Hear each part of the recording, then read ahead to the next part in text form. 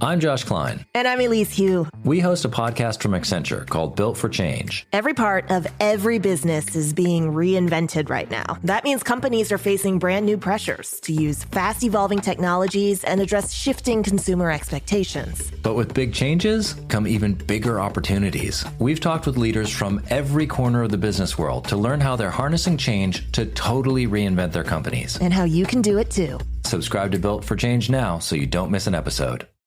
This is Optimal Living Daily, episode 2954, Why Intentional Friction is a Game Changer, by Anthony Ongaro of BreakTheTwitch.com. And I'm your narrator, Justin Malik, the guy that reads blogs or articles to you every single day of the year. Really appreciate you coming back to listen every day. It really means a lot. But with that, let's get right to it as we optimize your life. Why Intentional Friction is a Game Changer, by Anthony Ongaro of BreakTheTwitch.com. Have you ever picked up your phone and the next thing you know, 30 minutes have passed? Or perhaps purchased something you didn't really need with just one click through your favorite shopping app? Maybe you've sat down at the computer to work only to spend the first 20 minutes on Facebook. If these situations sound familiar, you're not alone. If you're like most Break the Twitch readers, you've recognized these tiny distractions and are working to change them. There's a simple concept I've used over the last 5 years that's helped with these distractions. I call it intentional friction, and it's a total game changer if you're trying to improve your focus and get less distracted day to day. 5 years ago, I was at my desk writing a blog post as the marketing director of a nonprofit. A coworker came by my office, interrupted me, and what happened next literally changed my life forever. I looked over mid-keystroke. When I looked back, I had written the word Facebook right in the middle of my sentence. Subconsciously, I tried to go to facebook.com and failed because I typed it into a Word document. This incident opened my eyes to just how deeply these types of distractions were rooted in my brain. I began working to recognize and explore solutions for the areas of my life where I tended to twitch.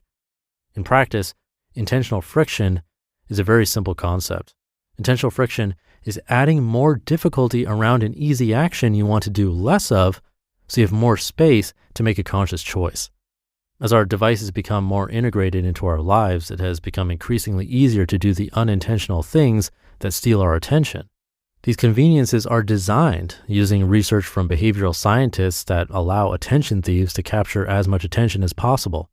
When our time is being stolen in these spare moments, we don't fully own our attention. And when we don't fully own our attention, we're not directing it towards the things that truly matter to us. And that's a problem. It's not that all technology and devices are bad for us. It's only a problem because most of these consumer devices are not designed to be used in a balanced way. For most companies, attention is money.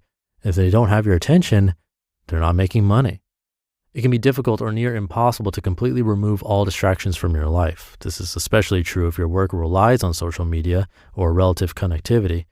But even so, there are very effective ways to reduce the impact of these distractions. Intentional friction has helped me better own my attention and spend my time more intentionally.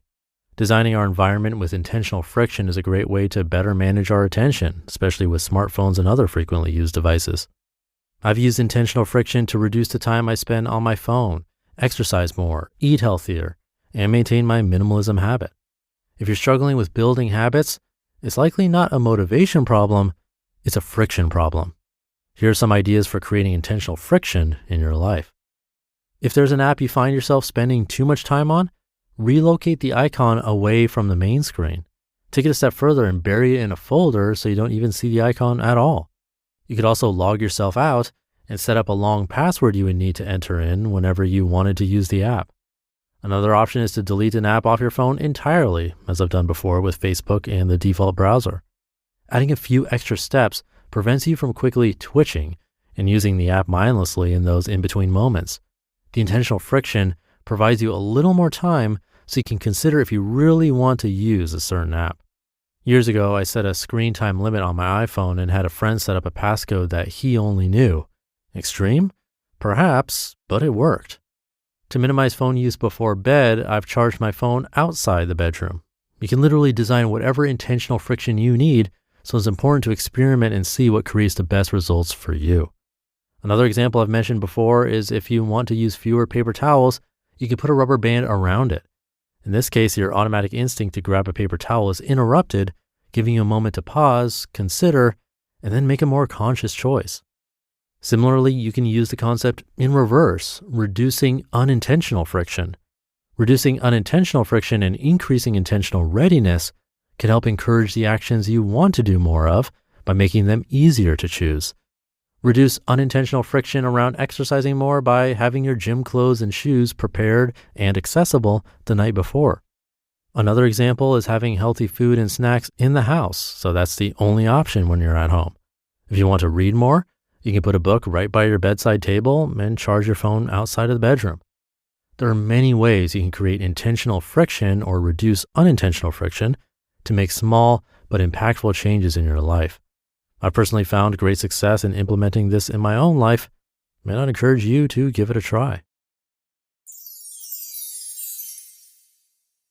You just listened to the post titled, Why Intentional Friction is a Game Changer by Anthony Ongaro of BreakTheTwitch.com. I'm Josh Klein. And I'm Elise Hu. We host a podcast from Accenture called Built for Change. Every part of every business is being reinvented right now. That means companies are facing brand new pressures to use fast evolving technologies and address shifting consumer expectations. But with big changes come even bigger opportunities. We've talked with leaders from every corner of the business world to learn how they're harnessing change to totally reinvent their companies. And how you can do it too. Subscribe to Built for Change now so you don't miss an episode. Thank you to Anthony. This is a big one my brother talks about a lot on the podcast Optimal Health Daily. The tip near the end there about having healthier foods in the house is huge, especially if that's what's in regular eyesight, like eye level in the fridge or what's sitting out on the counter compared to chips and cookies. Get rid of that cookie jar or put it in one of the higher cupboards where you have to go get a chair to reach it, and then you'll likely have that tiny moment to make a better decision, especially if you have fruits or veggies that have already been cut and are ready to go. That's actually my biggest thing when it comes to laziness. The biggest friction for me is the idea of chopping and preparing foods. That'll make me not want to do it. So having things ready to go makes it a lot more likely that I'll consume it. Think about ways that would work for you to use less willpower and make healthier habits easier, and then ways to make the less healthy habits more difficult. And it's a fast, easy step to improve your life. Let me know how it goes and what works for you. Have a great rest of your day, and I'll be back tomorrow where your optimal life awaits.